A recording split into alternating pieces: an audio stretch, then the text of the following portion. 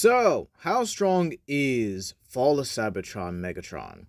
This is a little similar to the Optimus Prime one, where he had like the mountain level stats, but with universal hexes and hex resistance.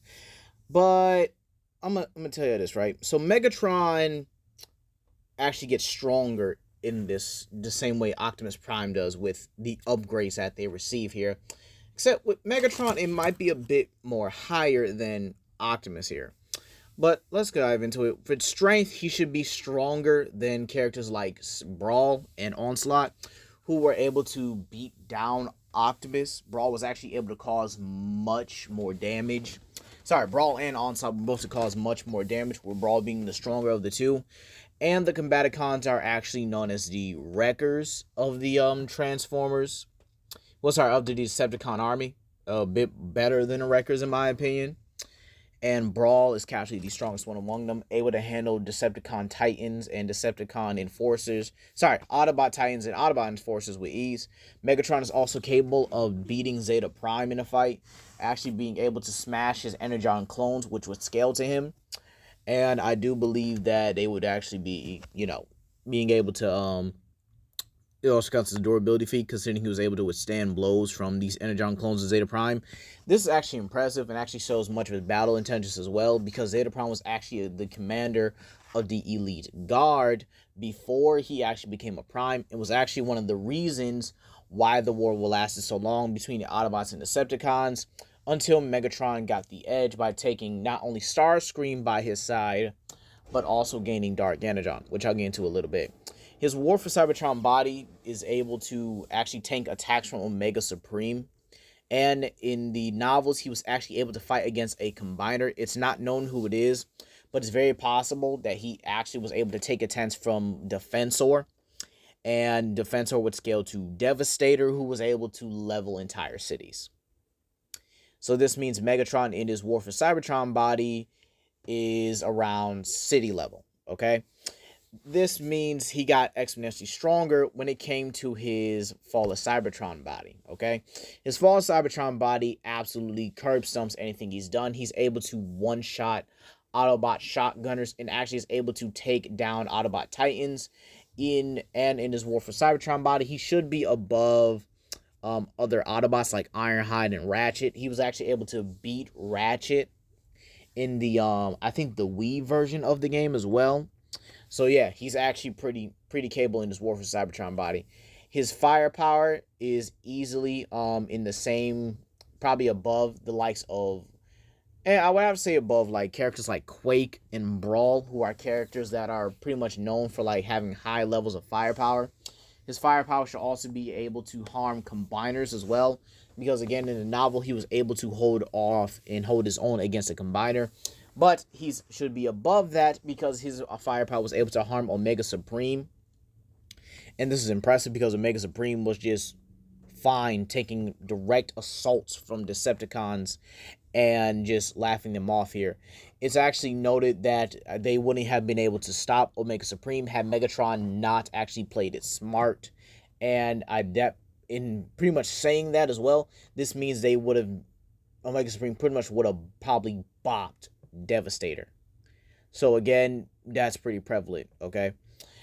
So yeah, he's been able to take attacks from Omega Supreme. In terms of speed, again, like my Optimus Prime video, he's able to react to aerial bots. He's actually shown this with the help with, characters like Soundwave, Barricaded, Brawl, all capable of reacting to Seekers and aerial bots, which are easily faster than light. He's able to tag Starscream with his cannon, which is pretty easy. And in his final durability feat, he was actually killed by 3 punches from Metroplex. Metroplex, you can argue, is probably higher than city level. Probably higher than mountain as well. But probably, I think a little bit close to, you might be able to argue continent due to the size scaling as well.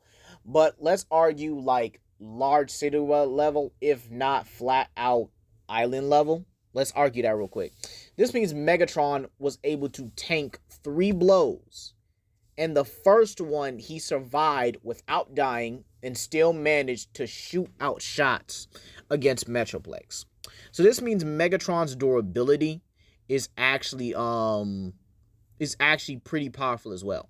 So even if you want to say like there's large city level scaling or straight up mountain level plus, or pretty much borderline island level, again, it's very prominent. But we'll give it the benefit, but we'll keep it in tier, and we'll say it's mountain level. In terms of scale, Megatron is a gladiator of Kaon and was actually able to, use this to not only his advantage, but is able to take out extremely skilled Autobot fighters, and actually is stated to be above some of the best to best combatants.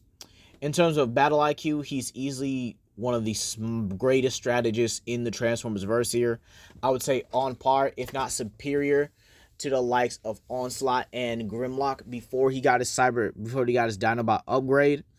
And he was actually able to conduct assaults on Icon and various cities, and even organize the Combaticons in order to take down sophisticated jobs, and actually had an assault on Iacon in order to get Trypticon's power core, and he only did this with himself, the Combaticons, and Soundwave. Goldies. So this means that his Fall of Cybetron body actually increases that. But let's talk about something else, right? Let's get into his hexes. And this is going to be crazy, right? Because Megatron actually has some good hex resistance, because Dark Energon was known to corrupt and control and then eventually destroy anyone that came into contact with it. Yet Megatron was able to actually take this over and use it to his full advantage. Megatron with Dark Energon actually has the following: energy absorption, energy manipulation, power nullification, durability bypass as well. He's able to drain his opponent's stamina, pretty much leaving them weakened, because Dark Energon actually does not mix well with even organic matter. I should also note that he's actually much more durable with this, even being durable down to the atomic level. This is due to the weapons that the Cybertronians use.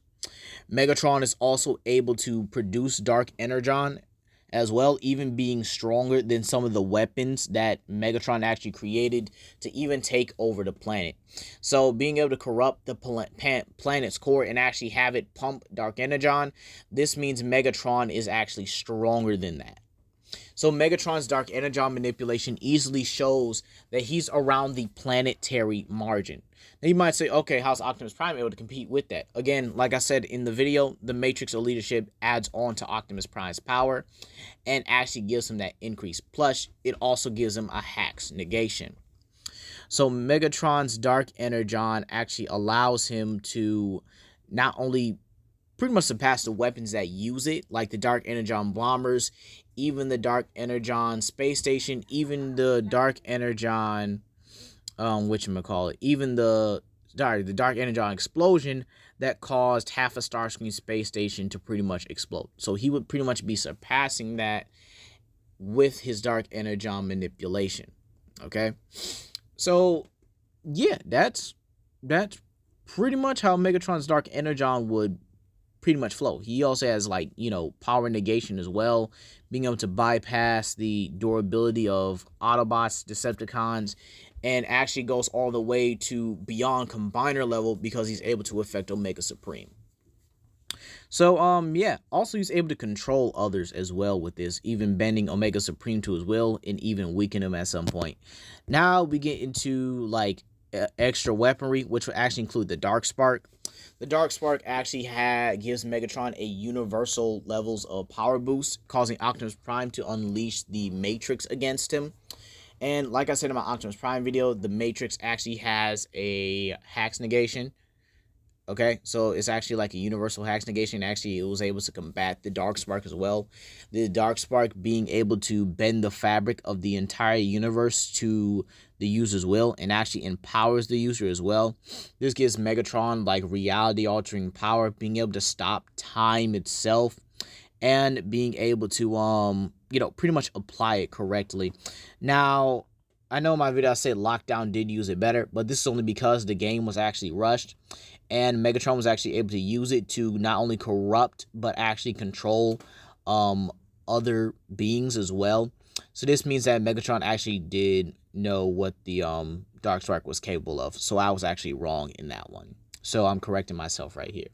So Megatron, in that regard, actually possessing a universal weapon, being capable of using it to its full capacity is not out of the ordinary, because he was actually able to use it to enhance himself to the point where Optimus Prime had no choice but to use the Matrix in combination with his kinetic absorption shield, which is again another ability Optimus Prime has. I can't believe I forgot that. And he's even he's actually immune to dying. Yeah, this dude got stabbed multiple times, so he should have a really overpowered healing factor here. Almost forgot about that as well. Megatron actually has a healing factor due to how many times he got stabbed, and is actually able to use his riot cannon, by the way, which, you know, it pretty much got upgraded into its full destructive capability, even being able to harm Optimus Prime. Again, being able to harm Combiners, Omega Supreme. You guys get the point.